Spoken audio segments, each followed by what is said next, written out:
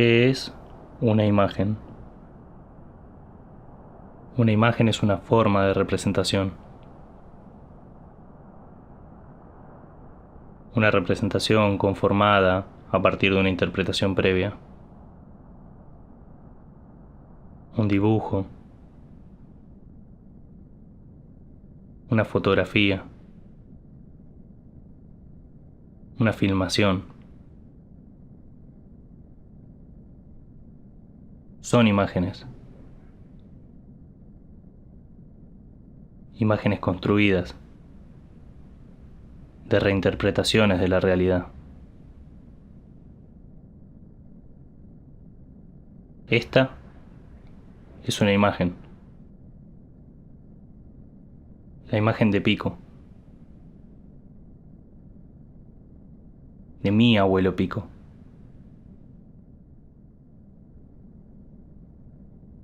La imagen de mi abuelo. Una imagen mía y de mi abuelo. Una representación de un momento.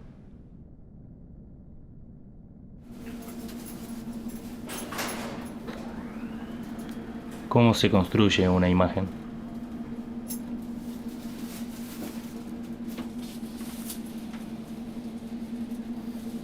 ¿Cuántos significados puede contener una misma imagen?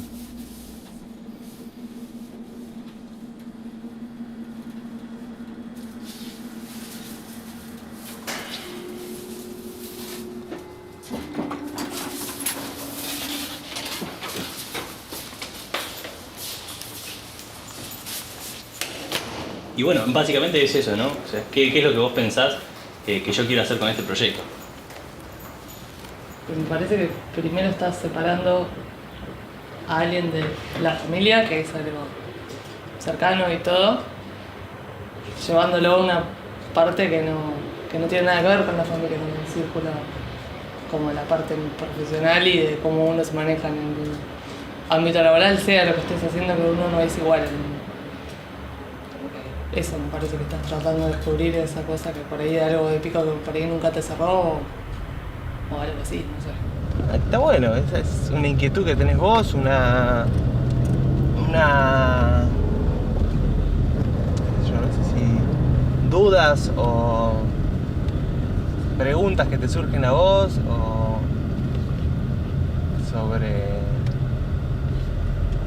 qué onda, qué es lo que pasó. Pero yo como lo viví era una aspiración de Pico ser decano de la Facultad de Arquitectura y fue como llegar a su cargo máximo dentro de lo que él podía aspirar, porque él siempre fue docente.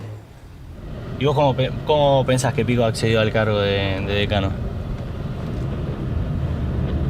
Y por conocido, seguramente. Conocer a alguien, qué sé yo. No sé cómo accedió, la verdad es que no tengo ni idea. Nunca lo averigüé, ni nunca me lo contaron, ni nunca me lo contó él. ¿Pero por qué sentías miedo? Porque no tengo ganas de recibir comentarios de gente que no... ¿Sabes qué? Mi abuelo, si tenés algún tipo de concepto político por la época en la que estuve y todo eso, yo no tengo nada que ver. No había ni nacido, no tengo ni idea qué es lo que pasó. Yo lo conozco como mi abuelo. ¿Sabes cómo funciona la facultad? La verdad es que nunca nada, jamás hablé de nada de eso. Sí me contó de las veces que lo amenazaron, que le han hecho volar el auto, que le pusieron una bomba en el ascensor. Más que eso,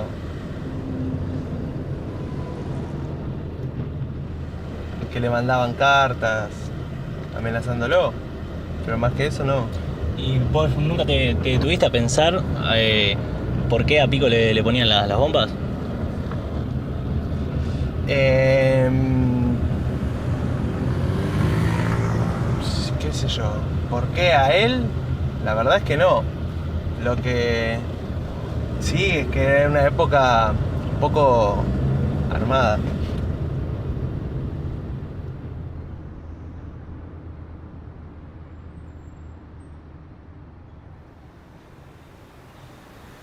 vivía en otras cosas, ¿viste? No sé, uno no es difícil de comprender hoy en día, pero uno se pregunta, ¿dónde mierda estaba yo? ¿Dónde vivía yo? ¿En qué burbuja vivía? ¿Entendés? Es así. Porque uno escucha mucho de lo que es lo que pasó y que no sé qué. Pero realmente no saben qué es lo que pasó. Porque escuchan, repiten qué es lo que pasó, pero no saben qué es lo que pasó. Hay pocas personas que saben qué es lo que pasó. ¿Vos sabés qué pasó? Yo no sé qué pasó. O sea, yo me limito a opinar hasta donde sé. No me voy a poner a opinar de tal hizo tal cosa y tal hizo tal otra, pero la verdad, no tengo ni idea. ¿Y no te intriga saberlo?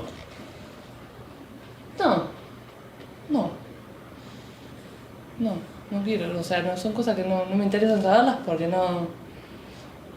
A ver, no, lo que haya hecho de dejado de hacer Pico... No sé, Pico es mi abuelo. Yo lo veo como mi abuelo. Como mi abuelo siempre se portó de 10. Siempre estuvo. Y bueno, qué sé yo, no sé, lo que hizo, no hizo. Él solo te lo va a decir.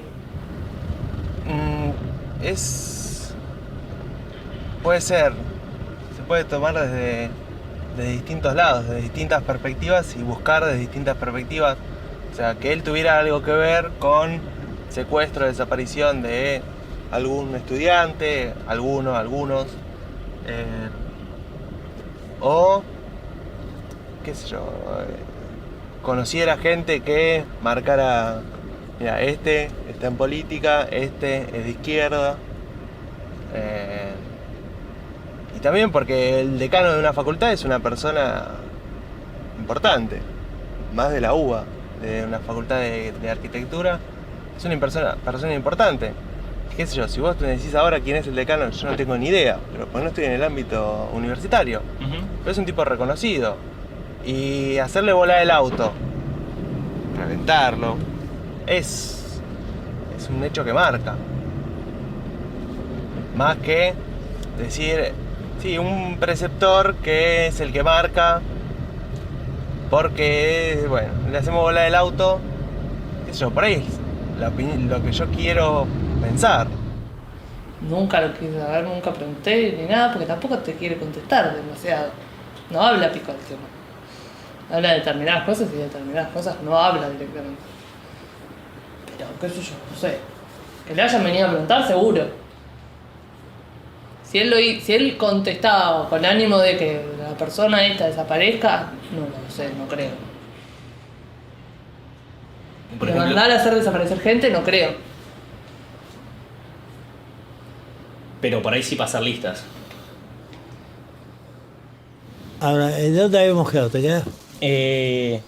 No sé, la última vez, pero no estábamos con la filmación, estabas como contando el tema de cómo había sido lo de la destitución del cargo, que vos habías encontrado los panfletos, esto. Ah, sí. Bueno, entonces yo estaba de decano, ¿no? Para saber lo que podemos hacer, podemos, como, por ahí para no perdernos tanto en el relato, yo te voy diciendo más o menos para orientarme. Sí, te voy cortando si veo que te vas por ahí por Bien, las ramas o bien, ¿te parece? Bien, sí, para sí. tratar de No, focalizar me un poco. facilita a mí mucho. Dale. Bueno, entonces encontramos esos publicaciones, apuntes, que se hacía con la imprenta y papel y empleados de la facultad, de los montoneros. Es una propaganda impresionante. ¿Por qué pensás que yo tengo este tipo de inquietudes y que por ahí en Tamara y vos no se ha generado este cuestionamiento?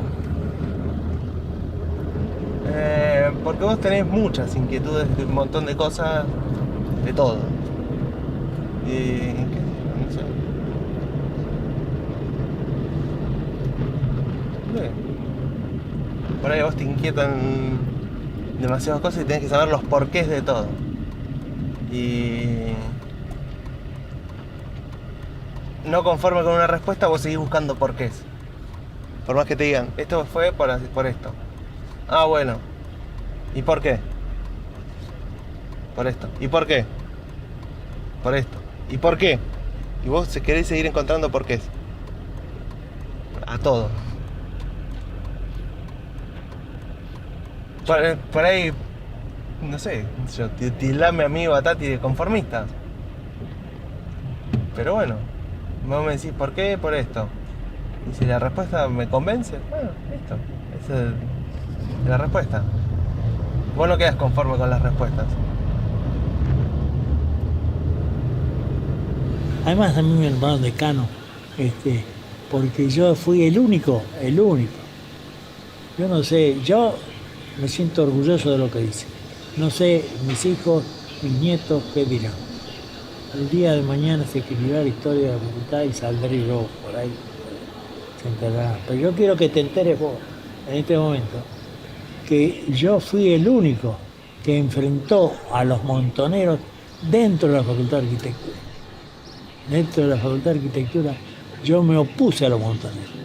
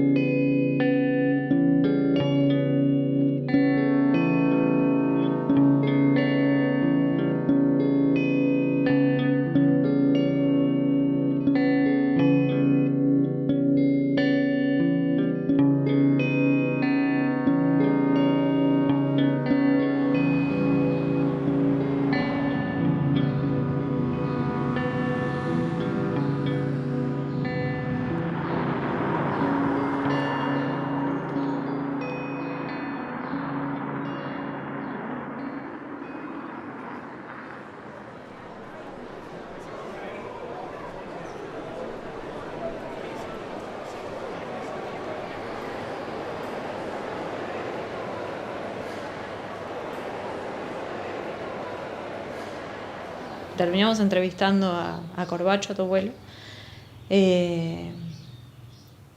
porque el documental fue tomando 1000 caminos y empezamos por un lado, por el otro, dimos vueltas y necesitamos como todas las piezas del rompecabezas, si no era como que faltaba una pata, había algo que no terminábamos de entender, había alguien que nos estaba faltando, porque obviamente todos hablaban como, había un enemigo, o sea, no hay que ser ingenuos tampoco.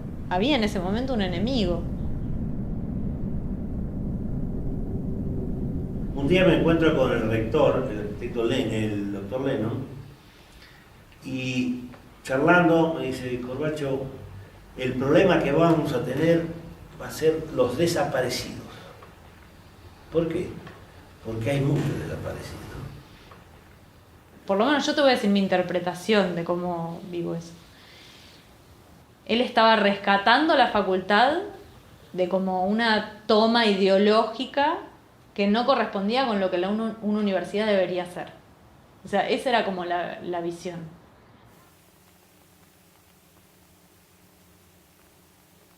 Esta también es una imagen de Pico. La imagen de mi abuelo.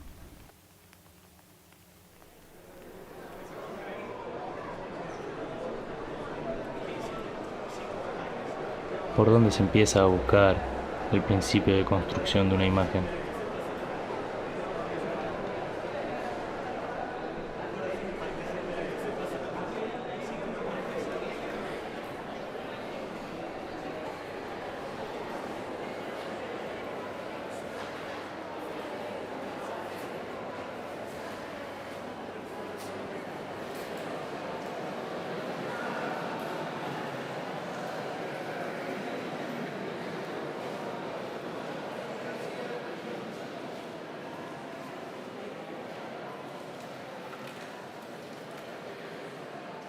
Y siempre genera curiosidad eso, cuando uno ve que la carrera de arquitectura es en distintos lugares del país, tiene tantos estudiantes desaparecidos, ha sufrido tanto la represión, y ese cartel ahí era como una especie de interpelación a ese sentido común, ¿no? Hoy, si uno piensa hoy por hoy, ¿cuán estudiado está el movimiento estudiantil del periodo 66-76? Mira, en realidad es un gran ausente para ese periodo, pero los 60 y los 70 el movimiento estudiantil no ocupa en el plano de la investigación la relevancia que tiene en la realidad social del momento, ¿no?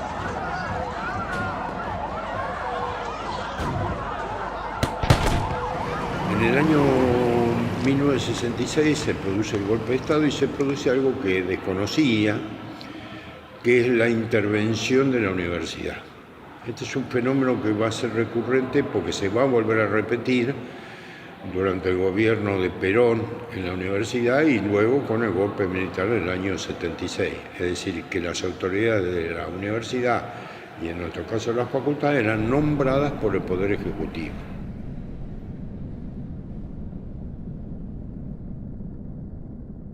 Cuando se produce esa intervención, Onganía hace lo mismo que hizo en el conjunto social, prohíbe la política, en este caso en la universidad, incluso le confisca los locales, las pertenencias de los centros de estudiantes, lo desarticula. Estas son una de las consecuencias de aquel famoso decreto de intervención de la universidad que tiene su expresión en la noche de los bastones largos, que tuvo como dos centros importantes esa noche, la represión en la Facultad de Ciencias Exactas y en Arquitectura.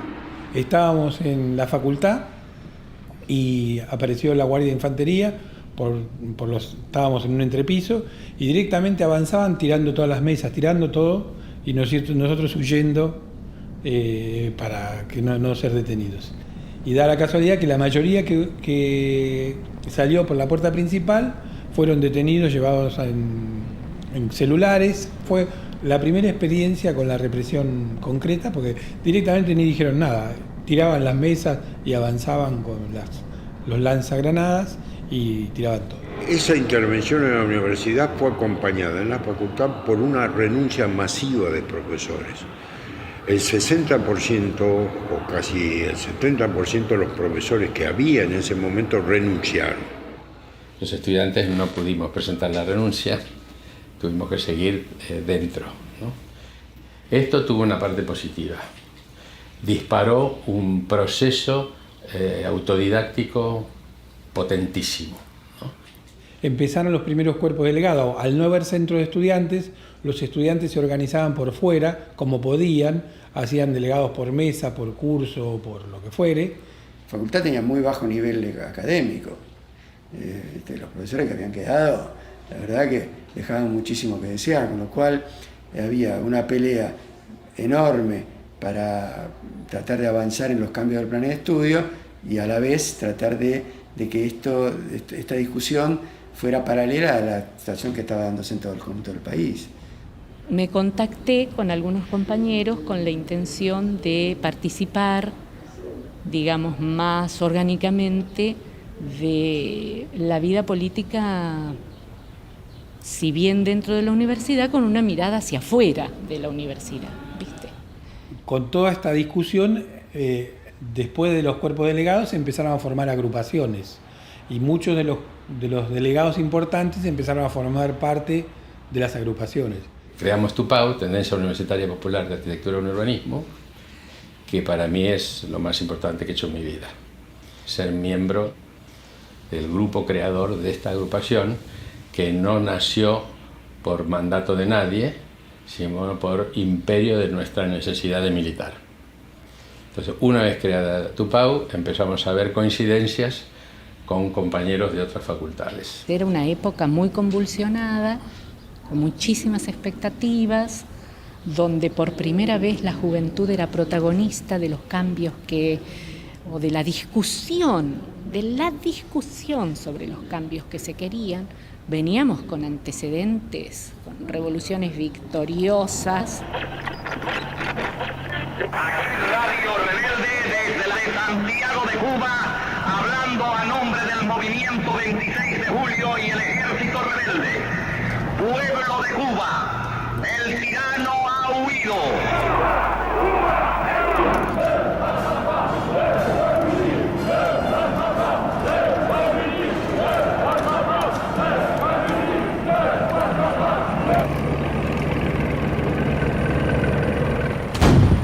Hay que pensar que había 1 millón de soldados que fueron derrotados. Era la primera vez que Estados Unidos perdía una guerra.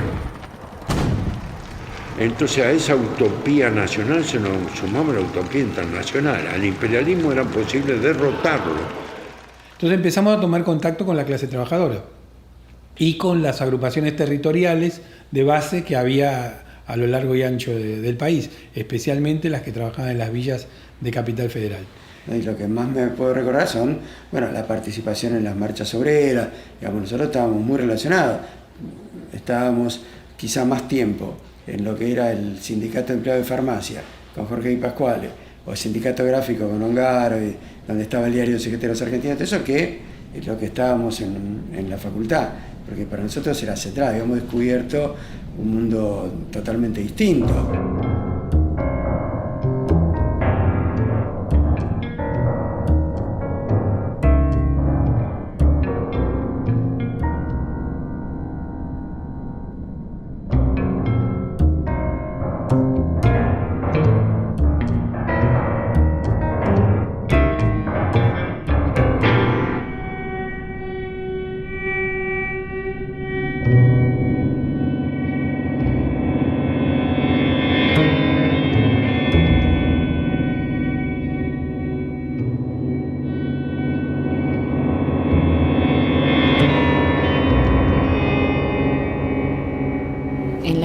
Se vive como un momento de una tensión muy importante, porque por primera vez nosotros veíamos esta unidad en la acción entre el movimiento estudiantil y el movimiento obrero.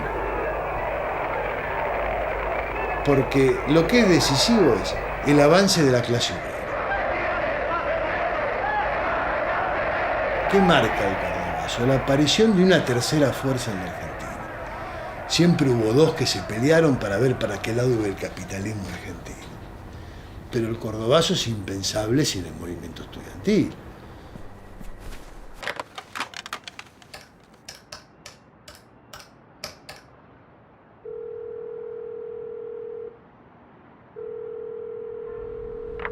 Hola. Hola, sí, ¿qué tal? Con Oscar Charlotti, por favor. Sí, a ver, un momento. Claro, a mí lo que me interesa saber es cómo se dio esa irrupción del movimiento estudiantil dentro de lo que es el Congreso de Arquitectos que se hizo en Buenos Aires a meses del Cordobazo. Los profesores estos que venían de buscar resistencia contra la dictadura, estos arquitectos, plantean, dice, bueno, no podemos dejar que Onganía organice un Congreso Internacional de Arquitectura con todos nosotros afuera, y tampoco podemos dejar que los cordobeses, que ayer dieron el Cordobazo, nos digan que nosotros somos unos come mierda. Es una operación mediática que hace Onganía, sin duda. Este congreso se iba a hacer se hizo desde la parte de la Unión Internacional de Arquitectos en el Teatro San Martín. ¿Cuál era el tema del congreso? La vivienda de interés social. Es un cinismo total. Entonces yo voy, agarro el micrófono, ¿sabes qué me iba a decir? Y digo, bueno, bienvenidos a este congreso, que lo que... Yo lo que quiero decir fue muy breve, es que si bien me damos la bienvenida de que estén acá en Argentina, es que la única manera de discutir seriamente el tema de la vivienda de interés social es hacerlo fuera del marco del control de esta dictadura. Armamos un movimiento muy grande de exigencia de participación estudiantil, nos echaron a todos del Congreso, con bastante represión policial en ese momento. Convierten el Congreso en una asamblea, protestan, se van todos de ahí, se trasladan todos a la Ciudad Universitaria, Núñez, y arman el Congreso Paralelo.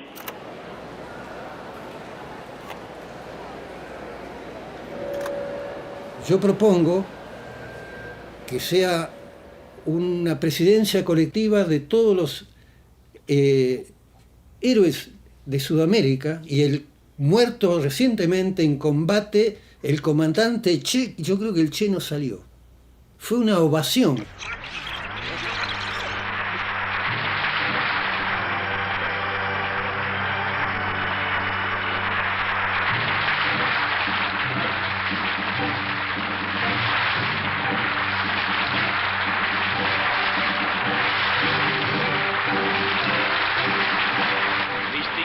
Miembros de las delegaciones al 7º Congreso Internacional de Arquitectos presentes esta noche aquí.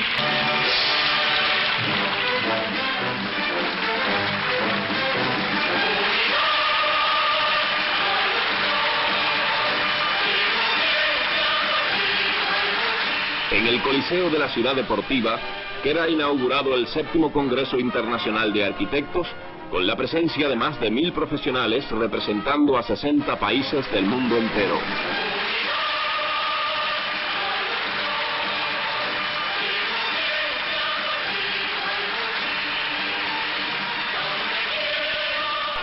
El arquitecto, como todo profesional, es un hombre y está dentro de la sociedad. En él se conjuga la cultura general de la humanidad alcanzada hasta ese momento y la técnica general de la humanidad o especial de cada pueblo. La cultura es algo que pertenece al mundo, pero la técnica es un arma y cada uno la usa como un arma. La técnica se puede usar para domesticar a los pueblos y se puede usar al servicio de los pueblos para liberarlos. Porque los tipos iban ahí y no escuchaban arenga política, escuchaban al arquitecto hablando del tema de arquitectura que les preocupaban a todos, ¿entendés? Entonces eso generó mucha expectativa. La intención era cambiarle el contenido a la arquitectura que trataban de mostrar, Onganía a través de lo que ellos entendían que era la vivienda de interés social. Y ahí sí quedó estructurado para después un embrión de movimiento estudiantil que siguió hasta lo que fue la represión del 75.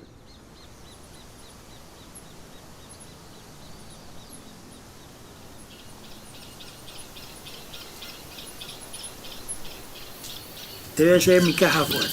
Dale.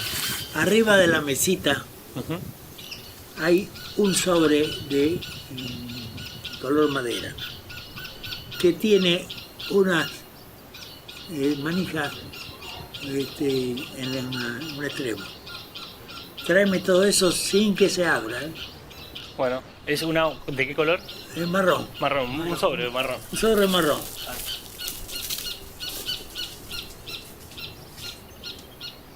Esta es la única imagen que tengo con mi abuelo en la que no hablamos sobre su pase por la Facultad de Arquitectura. Por alguna razón, sus historias siempre comienzan desde el momento en que ya era decano.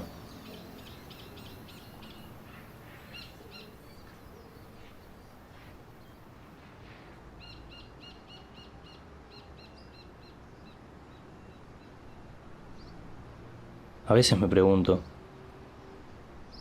¿qué pensará mi abuelo de las preguntas que le hago?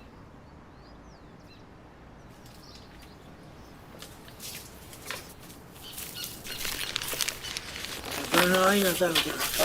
Hola. En mi caja fuerte. Bueno, creo que son 155. Exactamente, me dijo el pibe. 155 me dijo.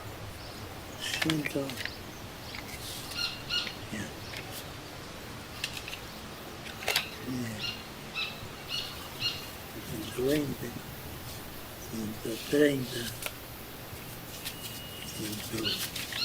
140, pero carajo, 150 y 5. Te limpiaron, ¿eh? ¿Me tiene que dar recibo o algo? ¿Eh? ¿Me tiene que dar Sí, tiene el recibo. recibo? Gracias,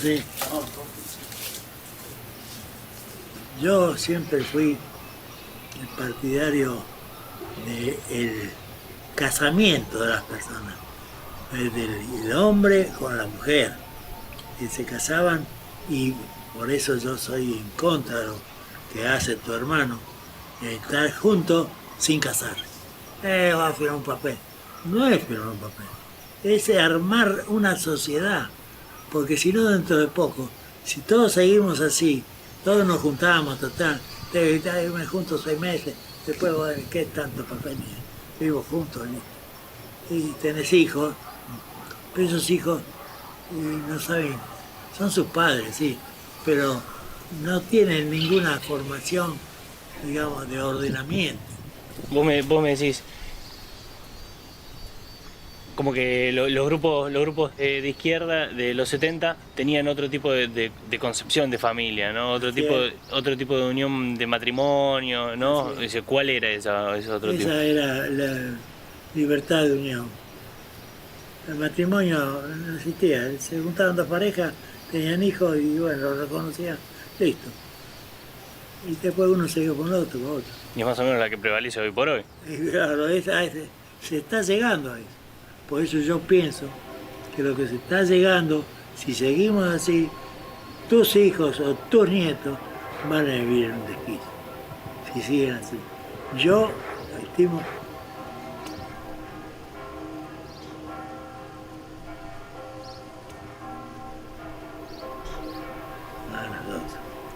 A las 12 de la iglesia. Es San Benito. Está por acá.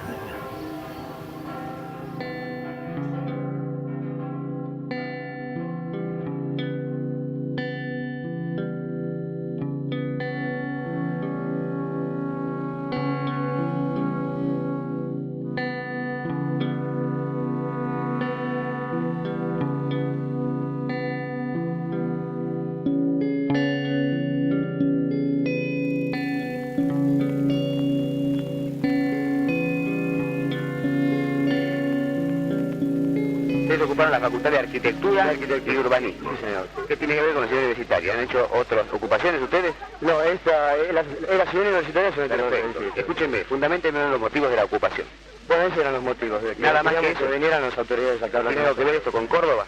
Bueno, en sí es algo nacional con respecto a la lucha contra los ingresos. Con la lucha de los ingresos de todo el país. ¿Qué es lo que piden ustedes? Que se deroguen los exámenes completamente, un acceso libre a las facultades de todos los estudiantes que quieran ingresar a las universidades. Perdón, esto es para la Facultad de Arquitectura. Esto para la Facultad de Arquitectura. Está claro que lo que nosotros estamos planteando acá está totalmente unido a lo que están los estudiantes del país, universitarios contra los ingresos en todo el país. UTN, Córdoba, etcétera, etcétera, con nuestras formas particulares.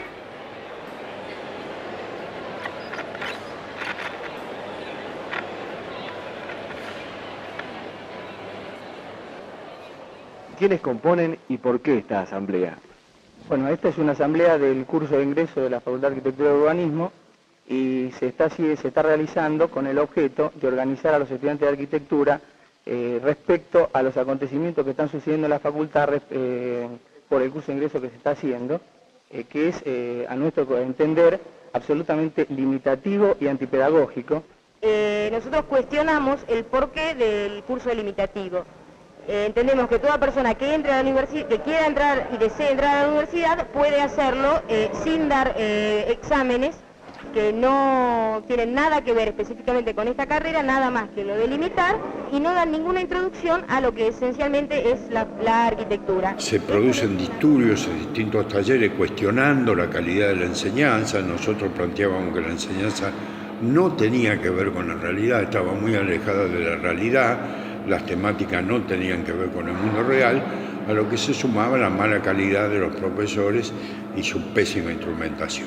Yo iba a la noche, cursaba a la noche y participaba fui delegado de un grupo, después fui delegado de un taller y después fui creciendo en esa instancia que era cuerpo de delegados, que era diferente a lo que había un centro de estudiantes. Los alumnos se quejaron muy espontáneamente, por supuesto que había dirección política detrás, pero hubo una queja muy grande y toda la facultad se paralizó.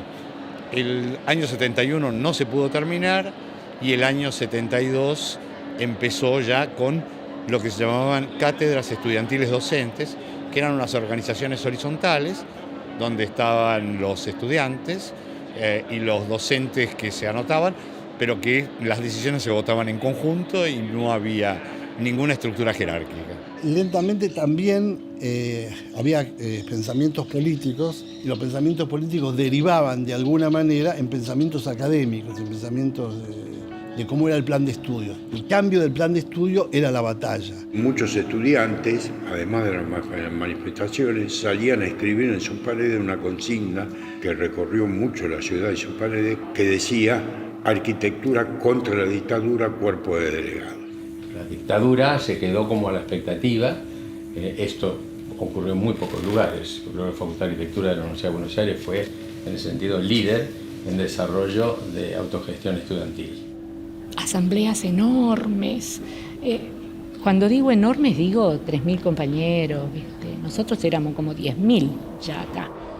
Y eran asambleas que tenían, ¿viste? Yo me acuerdo las más grandes, 4.000, 5.000 compañeros. Nosotros movimos a toda la facultad en el 72, toda, El proceso iniciado en el 71 hacía que se producieran asambleas en todas las materias donde los estudiantes querían echar a los profesores, y asambleas espontáneas.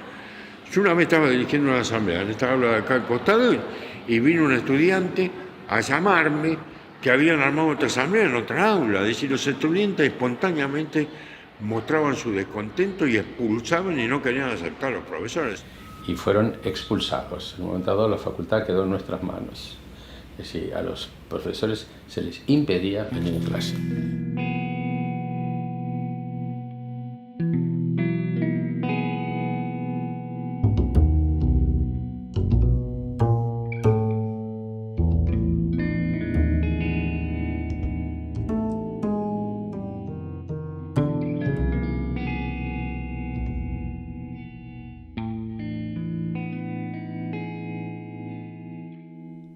Comunicamos a los compañeros que el resultado de la discusión en los grupos volcados a la reunión de delegados, con presencia de numerosos estudiantes, arrojó la resolución de expulsar a Corbacho de la cátedra por mayoría. 37 grupos a 28. Hicimos esto porque para avalar democráticamente esta resolución, nosotros proponemos: 1.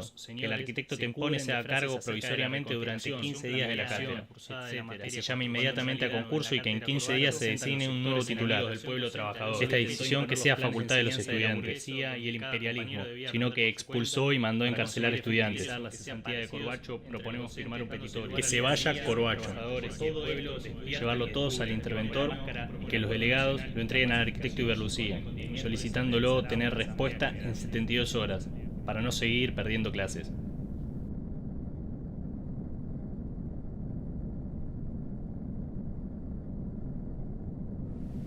Arquitecto, hay una inscripción que nos interesa saber quién es la persona a la cual se refiere y por qué es cuestionado. ¿Cuál es la inscripción? Fuera Serra, o Serra traidor, como esta. El arquitecto Serra es un profesor de esta casa que ha tenido a su cargo la conducción de un grupo de trabajo durante el periodo de completamiento del año pasado. Y se ha suscitado en el seno de esta cátedra un cierto conflicto a raíz de que las notas que puso el profesor en algunos casos no han sido compartidas por alumnos. ¿Es Serra el único cuestionado o también el decano Grego? Bueno, por las leyendas no aparece un cuestionamiento al decano. Lo que pasa es que el episodio Serra... Pero esta es la oficina del decano. Esta es la oficina del decano. Por eso yo creo interpretar que el episodio Serra no es lo desencadenante de todo esto. Es un episodio más, dentro de una cierta acción que yo llamaría intimidatoria. Porque si usted puede ver, no se han destruido más bien cosas, pero es el índice de que si hoy podemos hacer esto, mañana podemos hacer mucho más. El decano en la denuncia dijo que eran estudiantes los que habían cometido estos desmanes. El sereno, sin embargo, dijo que eran extremistas. ¿Cómo se concilia eso? Realmente yo no sé cómo calificar a las personas que hicieron esto. Lo que sí las califico de extremistas. Puede ser que entre esos extremistas haya estudiantes, puede ser que haya gente ajena también a la facultad. Lo que sí me parece que este procedimiento es lo más alejado a lo que es el ser universitario. La primera gran división era si la vía de la lucha armada era un camino para algunos, para otros estudiantes que también militaban no era un camino, era un camino que querían una insurrección popular, no querían la lucha armada de grupos, otros estaban en contra del uso de la violencia, digamos. Había todo un abanico de situaciones, de agrupaciones políticas. La lucha armada tiene que ver con una etapa histórica, una etapa donde estaban coartadas las posibilidades políticas. Se discutía era que, digamos, el brazo ejecutor de la política de la derecha y de la política del imperialismo eran las Fuerzas Armadas locales.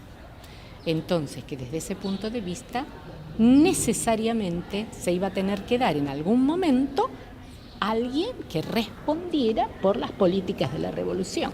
¿No? Que no es que uno empezó con la violencia porque sí, porque éramos unos chicos rebeldes, sino que había una conciencia clara de que había cosas que cambiar, que es injusto vivir en un mundo donde hay seres humanos que se están muriendo de hambre cuando hay otros que están obesos de tanta comida que tienen. Digamos, la violencia es una cosa que existió a lo largo de la historia de la humanidad. Cuando la política no se puede expresar por otros métodos, no hay canales, hay violencia. No es un dato menor, digamos, vos no te vas a militar a cualquier lado, te vas a militar a un partido que una de sus líneas de trabajo es la organización militar.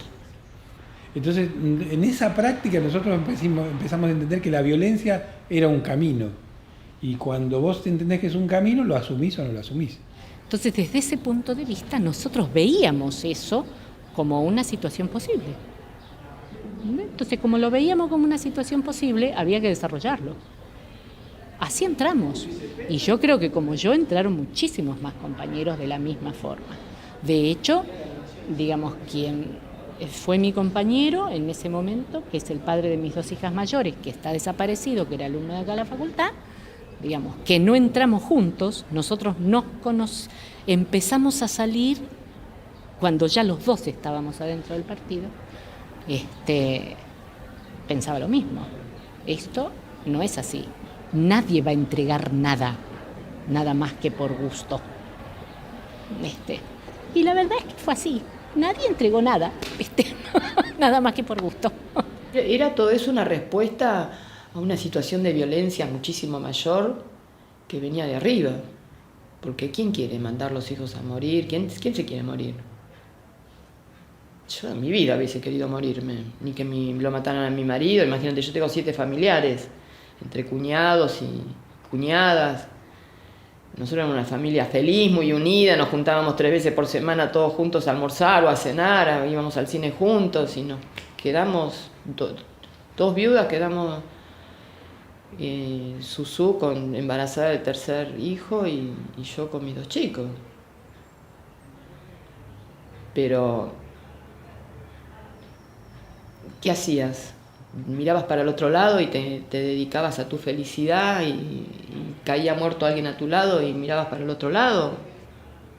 Es decir, había, frente al clima dictatorial, opresivo, ya insostenible, las acciones guerrilleras contaban con una amplia corriente de simpatía de amplios sectores juveniles de la población. José Luis Castro Giovanni, y este es el ataúd donde guardan sus restos, cubierto con una bandera de ERP. Castro Giovanni, que le decíamos el mono, desde el techo de la comisaría se tirotea con los policías y es herido y posteriormente muerto.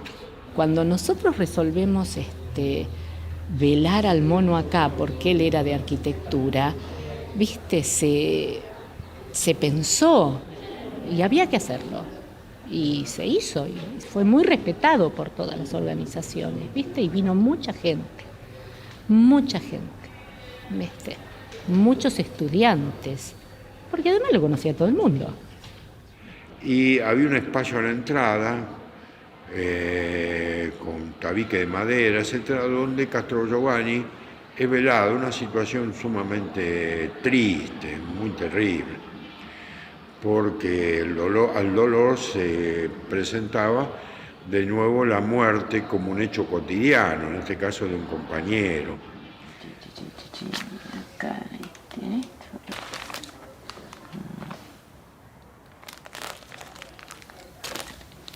Acá está. Este es mi cumpleaños. Me se pusieron coloradas las fotos. Esto me parece que eran de arquitectura. Pero pasa que no estoy 100% segura. No lo voy a encontrar. Sarita.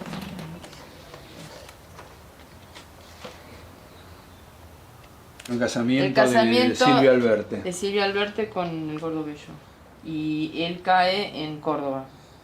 Sí, cae en combate. Y el mayor Alberte, ya saben, es el primer caído en el día del golpe, el mismo día del golpe. Lo tiran por la ventana. Lo tiran por la ventana. Impresionante. Fueron 2 milicos que ahora están juzgados. Uno se llama O'Higgins, como el libertador de Chile, y el otro no me acuerdo cómo se llama. Pero vos fíjate que esa foto más de la mitad están muertos. Sí. Y son todo tipos que ahora tendrían que tener nuestra edad, 60 y pico de años. Bueno, sí, somos todos la misma edad. Pero mira, fíjate. Yo era la más chiquita. Muerto. Exiliado. Bueno, se quedó, está en Estados Unidos. Ahora tiene un cargo en el gobierno, está en Estados Unidos, cónsul de no sé qué. Muerta. Está muerta de enfermedad, pero bueno, muerto. Increíble. Estas son todas fotos del casamiento. Ahí está Alberte, el viejo Alberte. Capo el viejo. Digamos, los antecedentes de las salidas electorales no eran muy buenas. Sin embargo, la Conducción Nacional de Montoneros piensa que sí, que hay que apostar a las elecciones y saca un grito de guerra, un grito de lucha que aglutina, digamos, la lucha desde La Quiaca hasta Tierra del Fuego, que es el famoso Lucha y Vuelve. Bueno, nosotros salimos, lo de Cámpora salimos desde arquitectura y habíamos hecho un cartel inmenso que lo vas a ver en muchas de las fotos de la plaza que dice Montoneros, que es toda una cuadra casi de grande. Eso lo hicimos ahí en arquitectura.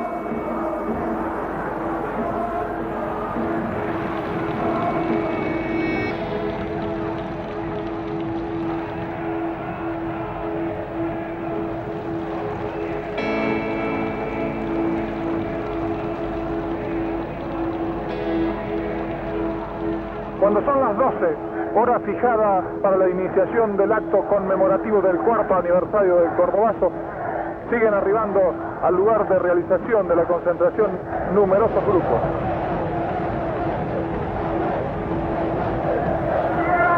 Y ahora comienzan a hablar representantes de 4 organizaciones guerrilleras que han sido liberados recientemente. Habla Domingo Mena, representante del Ejército Revolucionario del Pueblo. Compañeros, en este momento la dictadura ha reculado, pero no está derrotada ni mucho menos.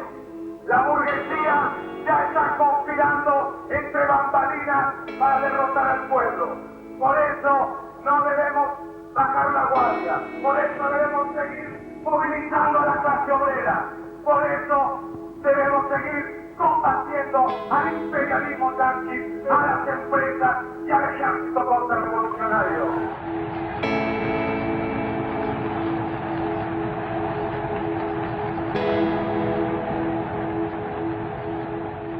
Cuando Cámpora ganó el gobierno, en la repartición de los diferentes roles, la juventud peronista, mejor dicho, Montoneros, fundamentalmente, consiguió que le dieran el espacio de la universidad. Bueno, con una propuesta popular, con la misma que había en el gobierno. Es decir, el gobierno era un gobierno popular, el peronismo estaba, un peronismo transformador. Ese prendió en la facultad. Es decir, no prendió cualquier peronismo, prendió un peronismo que coincidía con la visión que teníamos nosotros, que queríamos cambiar el mundo, queríamos cambiar la sociedad. Digamos, se trató de salir del esquema cerrado del arquitecto, lo único que hace es un edificio, dibuja, hace maquetas y tiene como objetivo ser un buen profesional liberal. ¿No? Tratábamos que fuera un buen ciudadano y si había muchos que eran militantes, mucho mejor. Esa era la idea. Lo que esa generación planteó es un modelo de enseñanza para un proyecto de país. Y entonces, el que podía presentar un modelo de enseñanza coherente es el que hegemonizó y es el que condujo. Entonces, el 25 de mayo del 73, toda la facultad estaba en pie para asumir en este lugar. Llegó Alfredo Garlucía como decano, que era un gran arquitecto, y estaban todos los cuadros académicos listos para ponerse a armar de esto lo que se llamaba la Universidad Nacional y Popular, que duró 1 año y medio.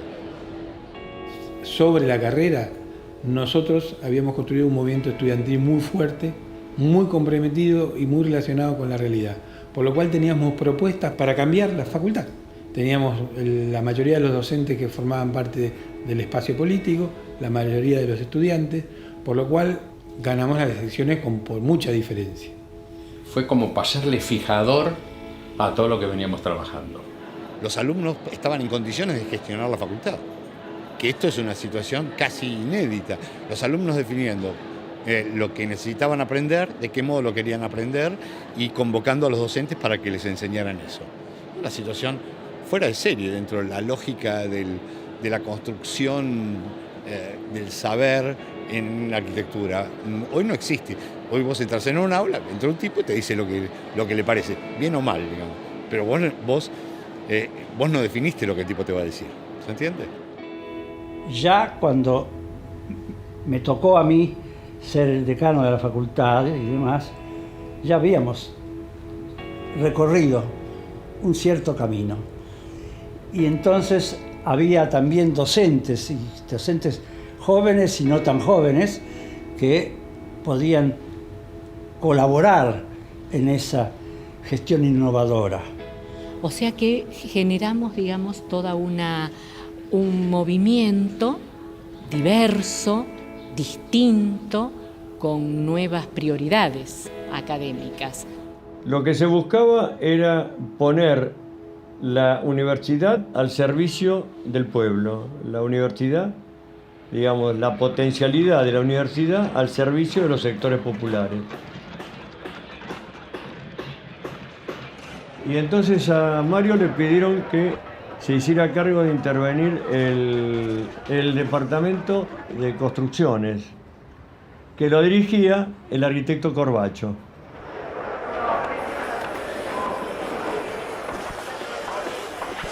Bueno, nos encontramos con el querido arquitecto Tempone, que está justamente a cargo de uno de los primeros cursos de la Facultad de Arquitectura. Nuestro objetivo fundamental era romper aquello que siempre se nos ha criticado, es decir, el profesional que llega a la obra y que no sabe por dónde empezar a mirarla, diríamos. O sea, esta sería una primera experiencia que se hace aquí en el país de este tipo. Es la primera vez que nosotros tengamos noticias que esto se realiza y es nuestro objetivo seguir adelante con este tipo de tareas. ¿Cuántos alumnos están en estos momentos trabajando acá en la facultad? Aproximadamente 1000 alumnos. Es decir, nosotros pensamos que la tarea docente no puede quedar en una cosa teórica, y nos parece fundamental que el estudiante aprenda produciendo cosas útiles. De esta manera, diríamos, contribuimos en este caso a la tarea de completar el edificio de la facultad, ¿verdad?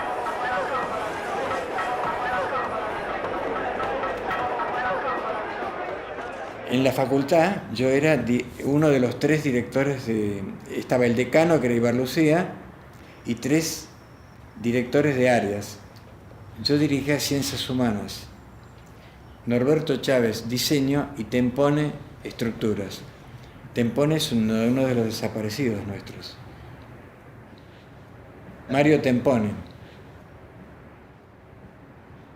Fue un cambio importante de ser una cosa más tradicional, de enseñarte la construcción de manera tradicional, a enseñarle a publicar materiales sobre cómo se tenía que construir en relación con las organizaciones sociales, que los estudiantes pudieran ir a las villas y pudieran ver cómo se construía, que participaran en algunas construcciones sociales. Eso fue toda obra de él. Eso es lo que de alguna manera siempre me ha motivado. Tratar de hacer que los estudiantes entendieran que la universidad es un lugar no para solamente enseñar taca, taca, taca lo que ya está establecido, sino para hacer una trayectoria que te vaya dando otras perspectivas, y esas perspectivas se transforman en hechos nuevos.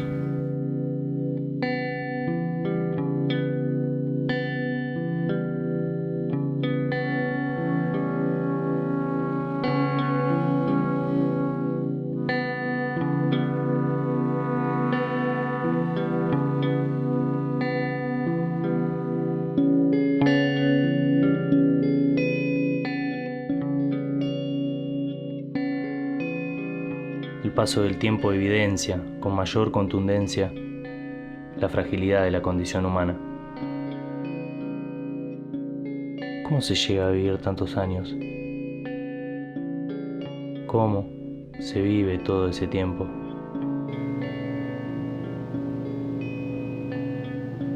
Por momentos me reconozco en el rostro de mi abuelo. En otros lo desconozco. El cambio fue grande, no solamente en los estudios, en la parte de enseñanza, sino en la parte personal de cada uno, porque cambiaron y ahí se vio quién se quería recostar sobre el viento inconveniente. Algunos que decían que sí, y quién sabe, vamos a ver.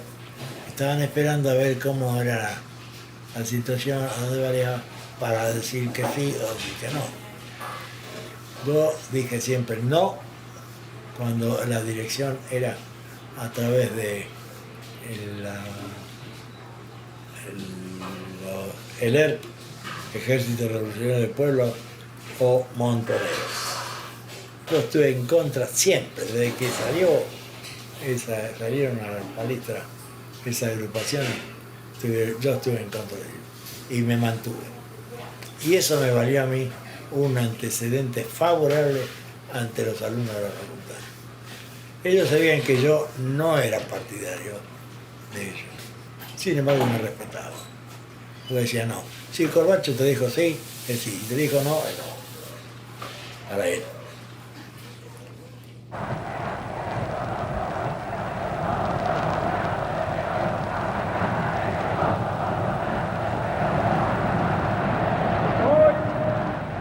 Hace 21 años que en este mismo balcón y con un día luminoso como el de hoy, hablé por última vez a los trabajadores argentinos. Yo estaba en el Banco Nación, enfrente de la Casa de Gobierno, mirando de una ventana. Me habían invitado a ver la manifestación que se hacía. Y vi que como Perón tomó el micrófono, ya medio caliente por las cosas que gritaban los muchachos de la JP. Entonces habló, alcanzó un guitarra. A través de 20 años, pese a estos estúpidos que gritan, las organizaciones sindicales se han mantenido inconmovibles. Y hoy resulta que algunos imberbes pretenden tener más méritos que los durante 20 años lucharon. Estos imberbes que están gritando ahí, pero tienen que estar. Lo he hecho. Me dijeron, váyanse, no, se fueron. Los tipos se fueron porque se sintieron ofendidos. Se veía como todo un grupo se iba corriendo, se iba despegando de la cantidad de manifestantes que había en la Plaza Mayor.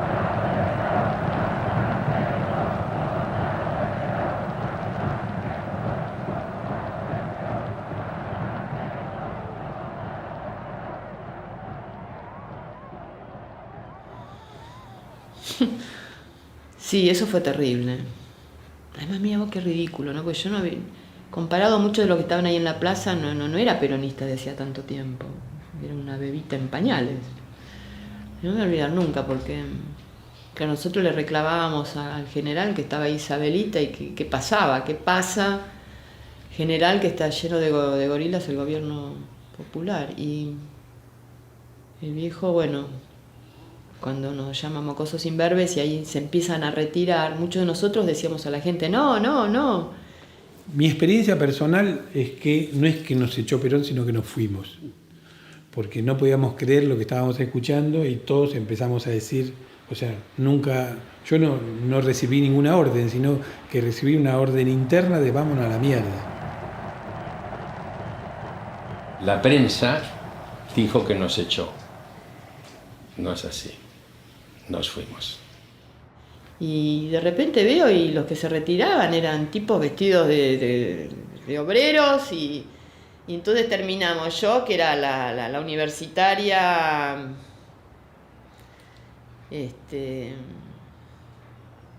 clase media alta, llorando, y el obrero consolándomela a mí. Yo digo, la situación más ridícula que esa no vi en mi vida, ¿viste? Por aquí no pasábamos. Se quedó con los fachos delante. Fue una decisión nuestra. Él solo nos faltó el respeto, con toda la militancia que teníamos detrás. Con lo cual, la gente se tiró y se fue. Ellos se vivan con más bronca de cómo nos había tratado el viejo, de lo que nosotros... Porque bueno, ellos sabían lo que habíamos luchado, toda la juventud, lo que había luchado para traerlo, ¿no? Porque sin las organizaciones armadas, Perón no volvía. No importa si se fue media plaza, 3/4, o lo que sí importa que fue el quiebre del campo popular.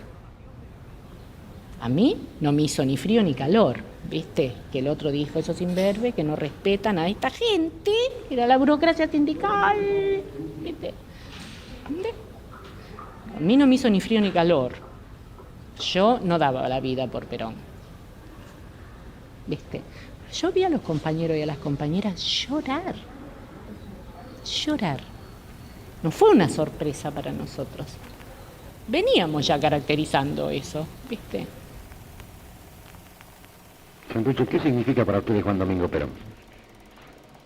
Para nosotros un líder popular y forma parte de un movimiento heterogéneo, un movimiento complejo, un movimiento que tiene una mayoría de un sector, podríamos decir, conservador, que no responde a los verdaderos intereses de la clase obrera y el pueblo, y que por el contrario intenta, con el engaño y en connivencia con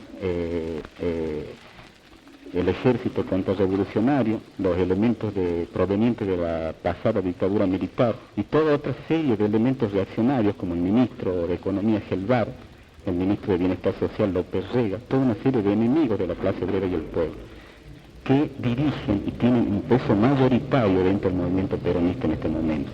Pero ese movimiento es un movimiento de masa, y el grueso de los sectores más sanos y progresistas, revolucionarios de nuestro pueblo, sigue aún ese movimiento.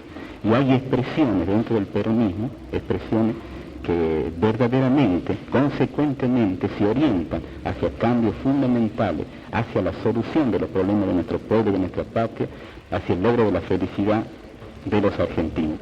La reivindicación de que Perón vuelva era una reivindicación que estaba instalada, pero Perón vuelve siendo un anciano, casi a morir, y en el medio casi de un enfrentamiento entre las facciones, distintas facciones del peronismo, y bueno, la política pendular, cuando se vino el péndulo para el otro lado, se veía venir que era como el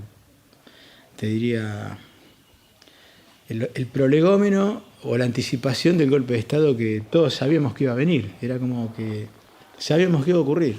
A ver, los muertos son constantes desde mediados del año 73. Después del 20 de junio, la derecha peronista hace una masacre. A ver, el peronismo es un movimiento en sí mismo que lleva una contradicción en sí mismo, que por momentos desaparece, pero por momentos existe. Y la derecha peronista es durísima.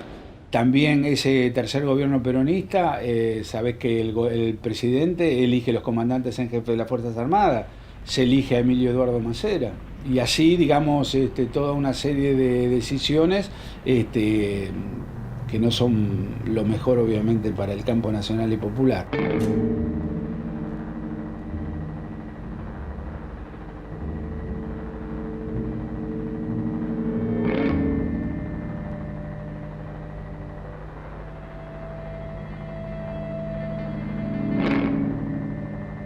La derecha peronista nos asestó un golpe muy fuerte y nos desorganizó lo que estamos empezando a organizar. Yo lo vi en forma tal que me escondía de noche. Yo tenía, en un momento dado, pensé que realmente me podían liquidar y por eso me fui del país. Y yo el recuerdo que tengo es en ese momento que un día llego a la facultad estaba lleno de carteles de agrupaciones políticas, por supuesto, y un día llego y no había nada, solo una foto gigantesca colgada en el patio central de Isabel, vestía todo de negro, y mucha gente extraña por los pasillos, que te dabas cuenta que no eran estudiantes y que eran o policías o servicios. Los docentes más piolas se fueron, antes del golpe te estoy hablando, o se llamaron a silencio. Y el grupo estudiantil que ganó las elecciones era un grupo estudiantil mucho más calmo, ganó la Franja Morada, con poca militancia, con 5 o 6 personas. Cuando ganamos el centro de estudiantes fue en elecciones complicadas porque ya no había tantas libertades. Se había intervenido en la universidad, se había intervenido en la facultad.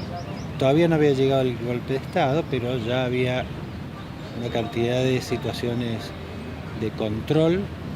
El centro no tenía una gran actividad institucional o cero. El centro se remitía a ser una librería.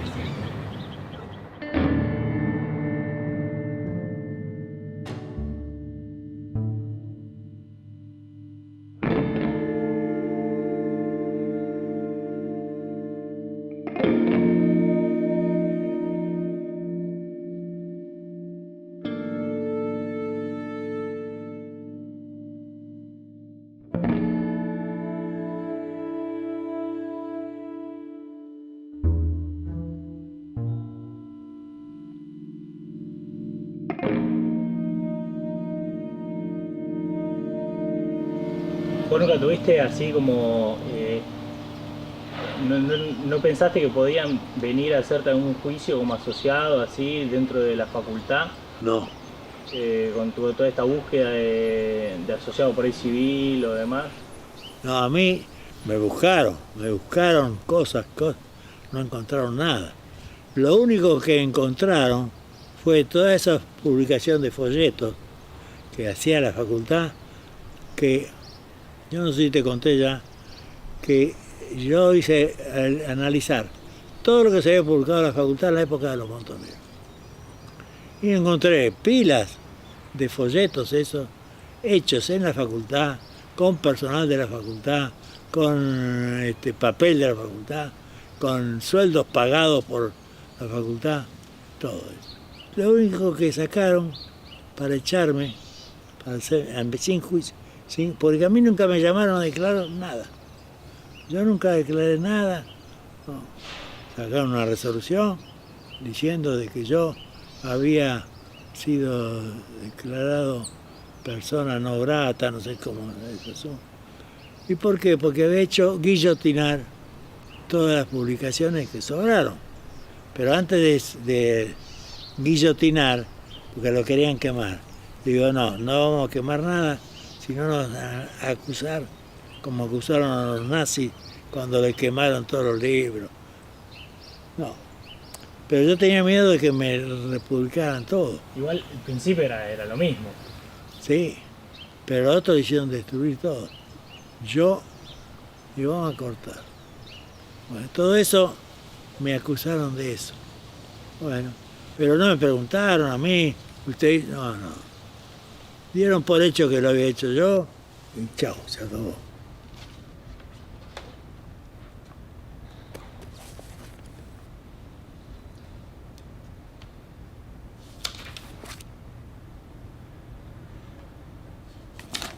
¿Qué sabes de las tumbas? ¿Eh? ¿Y del barrilete? Si hablas no te va a pasar nada.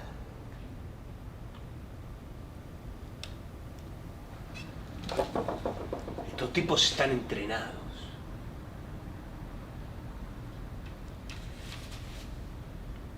Decime, ¿qué sabes de la Torre de Cubos, ¿Y del Álamo Carolina? ¿Y de la tía Julia? ¿Y del escribidor? Habla, zurdito, dale, habla. ¿Querés un juicio justo? Echale un poquito, dale. Echale más.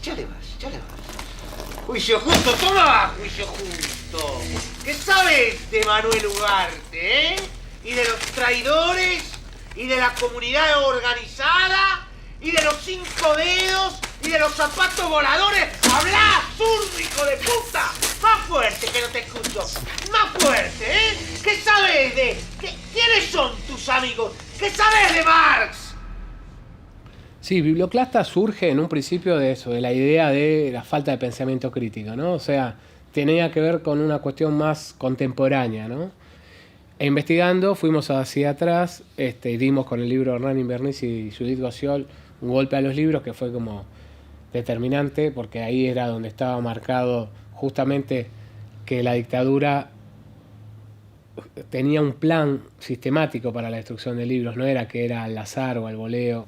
Sentíamos que se había investigado mucho acerca de desaparecidos, niños secuestrados, etcétera, cárcel, torturas, pero que el tema de la represión a la cultura, por distintas razones, no había sido ni siquiera superficialmente investigado, era un tema pendiente.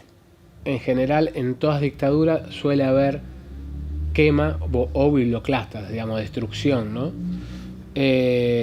Porque tiene que ver de alguna forma con, digamos, borrar con lo anterior, más que con una construcción del devenir histórico, digamos, ¿no? Nos cuesta admitirlo porque tenemos la imagen de la dictadura igual el sargento García persiguiendo al zorro como un idiota. Pero, insisto, la dictadura fue un proyecto de país planificado muy racionalmente por gente muy capacitada y entendía cómo funcionan las sociedades y sobre todo lo entendían desde el punto de vista de sus intereses. En realidad había todo un estudio en donde participaban intelectuales, digamos, civiles, gente que estaban en universidades, en algunas estatales y en muchas privadas, que digamos, calificaban qué libro podía ser prohibido, qué libro no, cuál correspondía quemarse o no. Solamente el poder tiene claro a quién reprime, la sociedad no tiene claro a quién se reprime. Y eso es ¿qué? Paralizante. Eso es lo que sabían los teóricos del terrorismo que nutrieron intelectualmente y operativamente el proyecto represivo de la dictadura. Pero la lógica del terror es que vos no sabés a quién le toca. Por lo tanto, te puede tocar a vos. Esa es la lógica del terror. Si no pasa, no es terror, es represión con objetivos perfectamente públicos y definidos. En cambio, la lógica del terrorismo de Estado es que parece que le puede tocar a cualquiera. Porque uno cuando destruye un libro no solamente destruye ese objeto, sino que destruye lo que comunica ese objeto. Que ahí está, digamos, el mensaje, entre comillas, subversivo, digamos, lo que molesta. ¿Qué es lo que comunica un libro? ¿Cuál es el vínculo entre el hombre, entre el lector y ese libro, ¿no? ¿Por qué uno dice, después de tal libro me cambió la vida, ¿no? Y nosotros podemos enumerar cuáles libros nos cambiaron la vida, incluso nos siguen, digamos, modificando, nos pueden modificar hoy en día.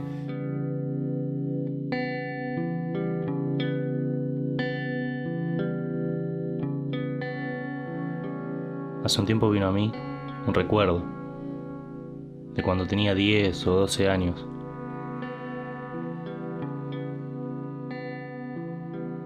Mi abuelo me mostraba estos papeles, hoja tras hoja.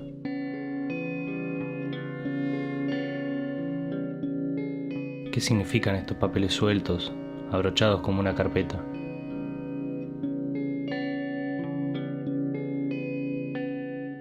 ¿Qué significan hoy?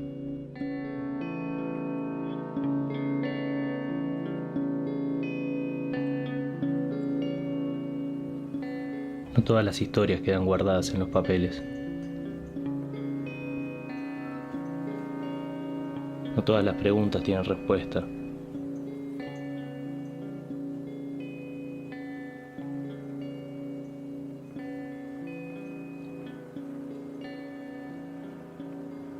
Trabajo en Abuela de Plaza Mayo, soy coordinador del Archivo Biográfico Familiar y en el equipo de Antropología Forense. y desde el año 2001 coordino el trabajo de reconstrucción de historia de vida de la FADU, en donde uno de los aspectos es la apertura de archivos y legajos de las personas que fueron secuestradas y aún continúan desaparecidas o asesinadas. A mí de esto lo que me parece interesante, lo hablamos el primer día, es por qué decido guardar esto y cómo decido guardarlo, ¿no? Y de la mayoría de las cosas que hace. Porque por otro lado, digamos, se nota que es una persona que le interesaba documentar lo que él hacía. Taller, mira, Molina y Bedia. He buscado tu nombre así en internet, ¿no? Y dice, lo que se asocia directamente con vos es la relación tuya con la facultad dentro del proceso y la relación con la escuela de mecánica. No se habla lo de la quema de los libros y demás. Claro. Solo se asocia como la figura tuya con la facultad de arquitectura, con el proceso y con la ESMA. ¿Vos no sentiste que por ahí en algún momento se te asoció así directamente con lo que... Porque la ESMA es como... Sí. Más allá de funcionar como la Escuela de Mecánica de Armada, era como el centro de... Yo te cuento cómo era la ESMA.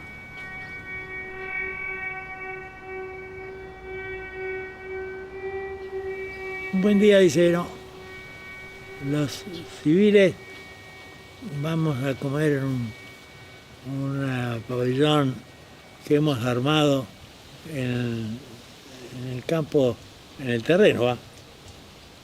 Era una carpa grande, muy linda carpa, con mesa y todo, como un comedor. Y ahí, puta, acá nos vamos a cagar de frío en invierno. Claro, nos sacaron del comedor de oficiales. Los oficiales comían en otro lugar. Nosotros los profesores que entramos con el auto en lo que teníamos auto en la escuela, estacionábamos, había una enfermería. ¿Sabes que el otro día me contaba de eso Beatriz? ¿No? La abuela me contaba que vos le habías contado una vez que vos viste como un proceso que separaron a los civiles de los militares dentro de la escuela. Dentro de la escuela. Ahí algo se estaba Sí, bueno. Porque, el fin de la ESMA, ¿no? Sacando la institución, fue nefasto, ¿no? Pues se lo agarraban a los tipos, se los torturaba, ¿no? Bueno, eso es lo que dicen. Yo no vi ninguna tortura, nada. Y yo les quería sacar a los alumnos míos. Bueno, pero ¿qué hacen? No, ya te contaban. Tipos grandes, no eran que estaban. Y contaban lo que podían. ¿Qué nos sirve hoy conocer el material que tiene tu abuelo? Que guardó tu abuelo durante todos estos años. Hacernos más preguntas, básicamente es eso. O sea, no nos cierra nada, me parece que no hay una respuesta con lo que va apareciendo. Entonces, a partir del cruce de ese material con algún otro material, podemos ir concluyendo algunas cosas en esta figura recurrente del rompecabezas, ¿no? Esa cuestión de ir armando, ¿no? Tratando de entender, de ir comprendiendo. Abriata, por ejemplo.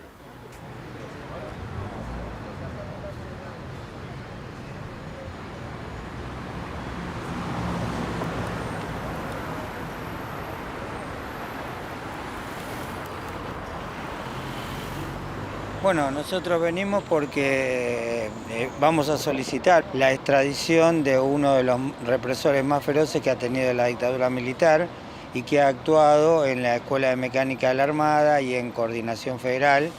Y en este caso concreto lo que estamos pidiendo es la extradición por el caso de Hernán Abriata. ¿Dónde está? ¿Dónde están? ¿Dónde están? Por todos los compañeros, porque nos acordábamos de los compañeros de la Facultad de Arquitectura, tantos compañeros que de muchos no tenemos datos y estamos tratando, ¿no?, a partir de esta posibilidad, de esta megacausa ESMA, de poder seguir abriendo causas y más causas y de saber dónde estuvieron, con quién los vio. Así que seguimos firmes y bueno, y haciendo fuerza como para que esto se conozca cada vez más y no nos dejen caer, así, uniéndonos unos a otros. Gracias por todo, gracias a todos. Gracias a vos.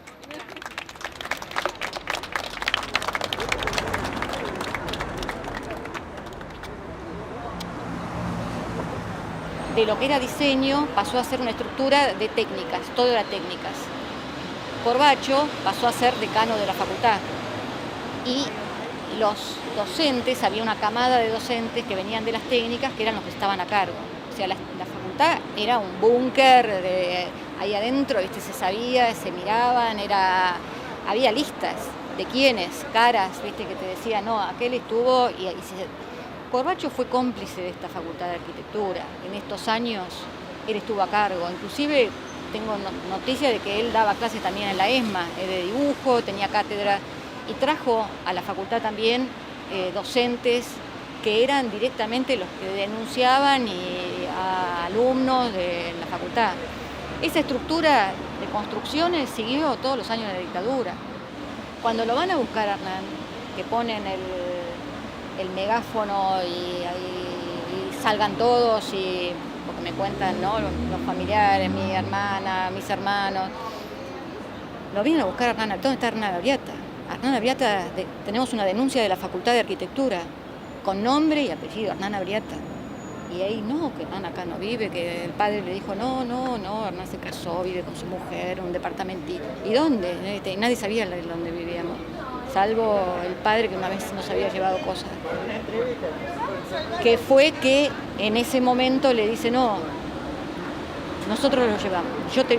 Y ahí lo llevaron al departamento y que golpearon y entraron todos estos monos Sandoval a cargo.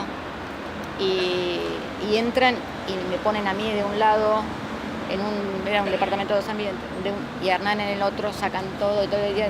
Sabemos que estás en la joda en la Facultad de Arquitectura, porque nos dijeron que estás en la joda. Y ahí sacaron todo, se llevaron libretas, bolsos, cosas que teníamos, carteras mías, cosas pelotudeces que estaban ahí, algunas no tantas, porque había también armas, había porque Hernán tenía armas, pero que estaban registradas, y bueno, y se llevaron todos los bolsos. A partir de ahí nos enteramos que el tema de la Facultad de Arquitectura había una lista y que eran varios los que habían caído, varios compañeros. Son varios los que son traídos a este lugar. Entonces, bueno, a partir de la demostración de que todos los que fueron secuestrados ese día son traídos acá, se empieza a relacionar con todos los casos anteriores y los posteriores, y de ahí surge que hay más de 40 compañeros de la FADU que fueron traídos acá. Entonces lo toman como el inicio de lo que es la subcausa arquitectura, ya que todos eran estudiantes de arquitectura, todos se estaban reuniendo muy cerca de aquí. Pero claro, con el agravante de que es una de las facultades donde tiene mayor cantidad de desaparecidos que vinieron a este lugar. Realmente me sorprendió muchísimo el hecho de que precisamente vos, el nieto de alguien que incidió muchísimo en lo que hace a la desaparición de compañeros en la FADU, quisieras enfocar este tema con todo lo que significa tu apellido, ¿no? Es decir, no quiero meterme a psicoanalizar el tema, pero lo vivo como persona que me pongo en tu lugar y digo, qué difícil debe ser enfrentarnos a nosotros y que permanentemente estemos diciéndote quién fue, quién era o qué sentimos por tu abuelo. Nunca vimos torturar a nadie, porque las torturas eran ahí donde comíamos nosotros, ahí se hacían las torturas. Teníamos que cobrar en tesorería, que era un subsuelo, que había que ir a cobrar el sueldo. Cuando ibas allá, te pagaban con un recibo, cuando ibas con un recibo, te pagaban. Desapareció. Eso había que ir a cobrar, no sé dónde mierda era. El subsuelo no sé. ¿Por qué? Porque el subsuelo lo usaban como calabozo. De todos los guerrilleros que habían capturado. No fusilaron a ninguno ahí. Sí, los torturaron y algunos se murieron, ¿no? Mujeres, y sí, parían mujeres, tenían familia, las que habían venido tenían familia, y bueno, y el chico se lo sacaban a la mujer y lo daban a alguno que quería adoptar. ¿Y eso te complicó a vos tu trabajo? No, mi trabajo no. yo más. Yo me sentía cómodo en la facultad, en la ESMA, porque todos los profesores ahí eran profesores civiles o oficiales retirados de alguna especialidad que eran profesores, explosivos especialmente. Un día me acuerdo, me llama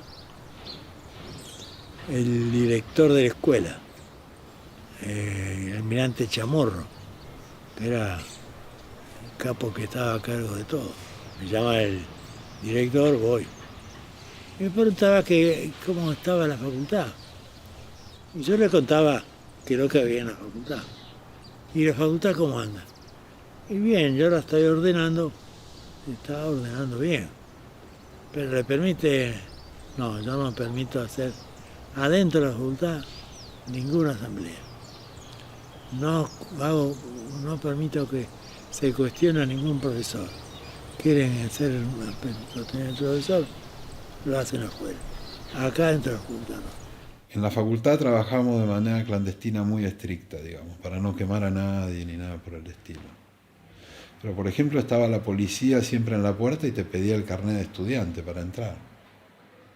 Se presentó una chica que dijo que era del ERP, del Ejército Revolucionario del Pueblo, en la casa de mis padres, diciendo que habían encontrado una lista en la cual 2 personas por facultad los iban a matar, digamos. Los iban a buscar y los iban a matar. Yo estaba en esa lista. En realidad, tu abuelo y los militares, de alguna forma, el proceso lo que quiso era construir la destrucción de ese proceso. Cuando me fueron a buscar, ya era suficiente aviso como para que me fuera del país. Y a los 20 días me fui a vivir a México. Y bueno, y obviamente cambió todo el clima, la relación docente-alumno. Una facultad pasó a ser una facultad en ebullición a una facultad silenciosa, que es más o menos lo que pasó en la sociedad.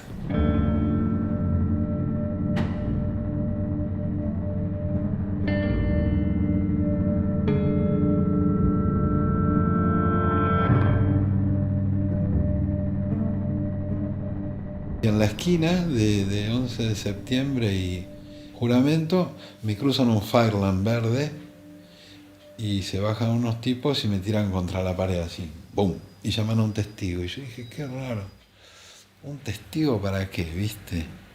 Y claro, los tipos estaban buscando marihuana, estaban buscando un dealer.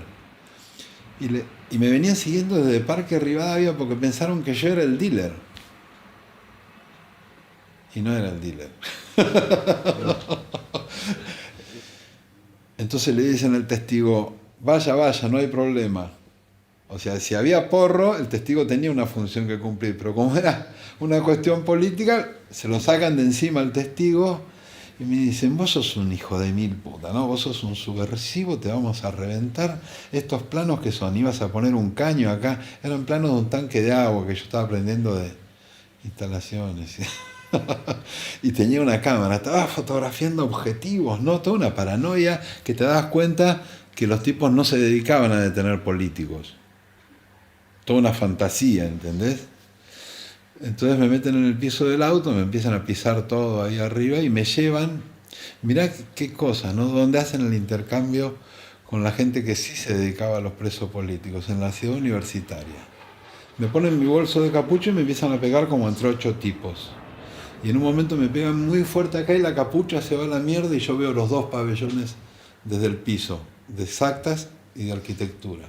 Cuando vienen aterrizando los aviones, se siente el ruido de lejos y me dicen que el disparo no se va a sentir cuando pase justo por arriba, entonces me apuntan acá con la pistola y yo escuchaba el avión que se acercaba, ¿entendés? Y disparaban sin bala, ¿viste? Después me meten adentro, ya estaba en un Torino, no en un Fireland. Me tiran nafta encima así, me dicen que van a prender fuego el auto conmigo adentro. Todo eso fue en la ciudad universitaria, mirá qué impunidad, ¿no?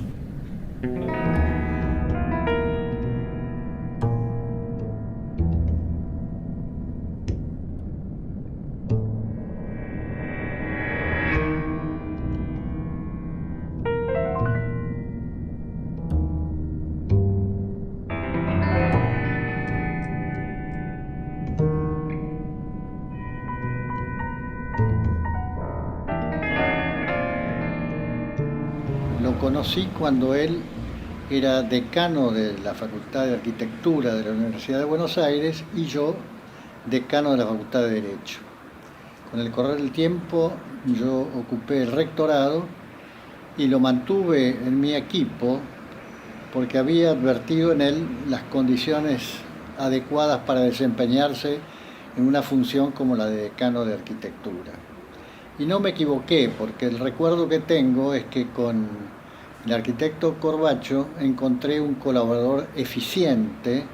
Era un hombre que ponía todo empeño en su tarea, armó un equipo de trabajo muy homogéneo, y después tenía una particularidad de lo que yo recuerdo a esta altura, han pasado más de 30 años, por cierto, pero un aspecto que no siempre fue cuidado, y es el trato respetuoso y casi diría paternal con los alumnos.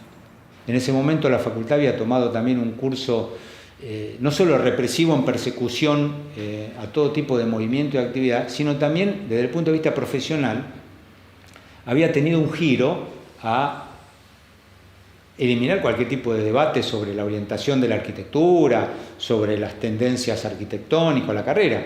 Tenía un peso enorme técnico, donde prácticamente era ir, cursar, aprender las técnicas y ser el oficio de arquitecto y buscarte un lugar en el mercado. Esta es una facultad de proyectos, básicamente. Y proyectar significa... es un acto casi de pensamiento. Se proyecta desde los principios y desde los valores, no se proyecta desde que se te iluminó la cabeza, se te prendió la lamparita. Uno proyecta desde los principios y desde los valores. Y ahí hubo un quiebre, se acabó esa mirada y comenzó una enseñanza más tecnocrática, ¿no? Tipo, a ver, la nulometría del hormigón. ¿Cuántos mililitros de agua por gramos de arena combinado con la piedra? ¿Qué sé yo? ¿Entendés? Es esas cosas que te las olvidas a los 10 días. Le dieron a esa área, por eso lo nombraron decano, porque esa área copó, empezó a tener más horas de todo, ¿viste? A mi abuelo, dice usted. Claro, no había... Las materias de sociología desaparecían, la psicología era peligrosa, de marxismo, la ideología... De política no se podía hablar, aparte de que la palabra política viene de polis, que es política es igual a urbanismo, es asunto de la polis. Yo, cuando volví, estuve planteando eso a alumnos totalmente silenciosos, que no hablaban, no tenían iniciativa. Eso es lo que le crearon.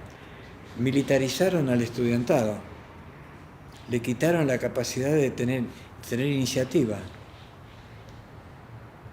De ser los actores. Un punto fuerte fue el secuestro de 2 militantes del PC que eran dirigentes del centro de estudiantes, que eran Hernán Núger y Pablo Galarcet. Y encontramos que en el año 77 los 2 se censaron.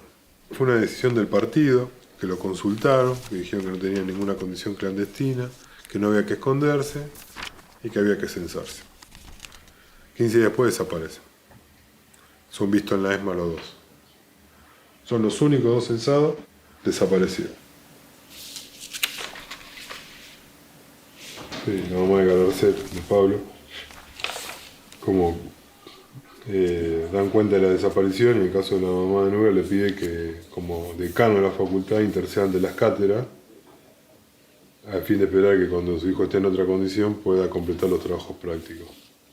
¿No? Esta cuestión de... ¿O estaba detenido? Ya estaba secuestrado, claro, y pensaban que iba a volver a aparecer. Nunca tuvo respuesta. Yo soy vertical. Yo siempre fui vertical. Yo, si me decían tal cosa, y bueno, yo la hago. Siempre y cuando yo no había jurado por la patria morir, ¿no? Yo no sé si a mí me agarran y me quieren torturar y yo hablo.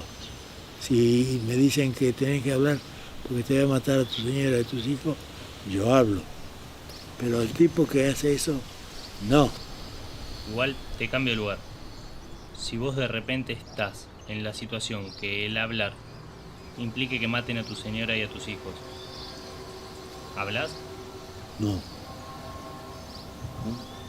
Por eso te estoy diciendo, eso no. ¿Por qué? Porque yo soy verticalista, pero no soy inculcado la obediencia de vida. No, yo no tengo obediencia de vida, porque no soy milico. Si fuese milico, las dos deben ser.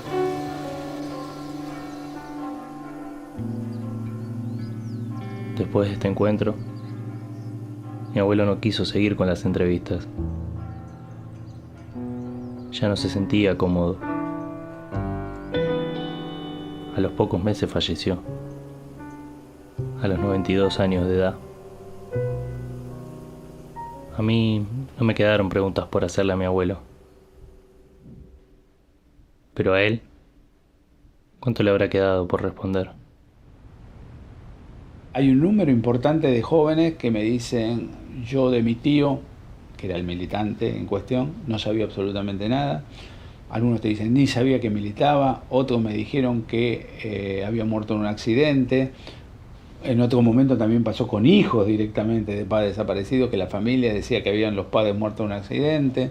Otra persona que por ahí me escribe, que es madre de un chico, y me dice, no, lo que pasa es que bueno, yo le rogaría que usted saque la palabra Montoneros porque era jovencito y bueno, tenía las ideas confundidas. Entonces, bueno, pero yo pensaba para mí, lo estás matando dos veces.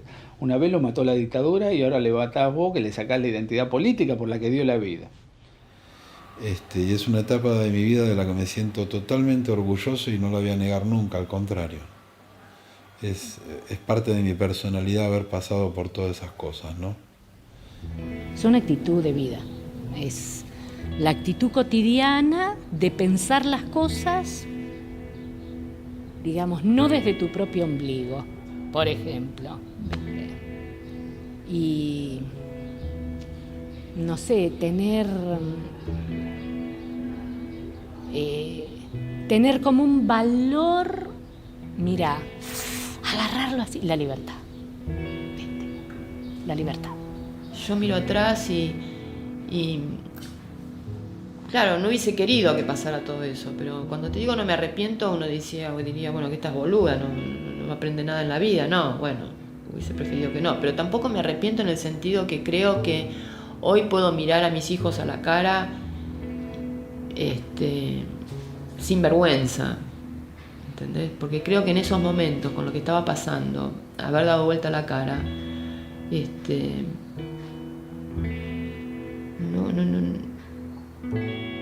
hoy en día sí me hubiese dado vergüenza. Entonces me siento bien. No me arrepiento y no escondo nada. Y en el caso de arquitectura no hay ningún caso de desaparición de que no haya sido militante. O sea, no hay.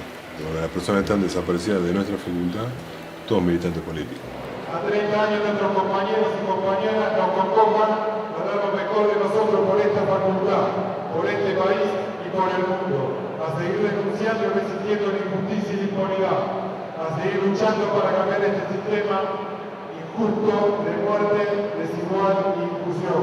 Y el mejor homenaje, el mejor reconocimiento llegará el día que su sueño sea realidad. A seguir luchando. Compañeros y compañeras detenidas de la FAU,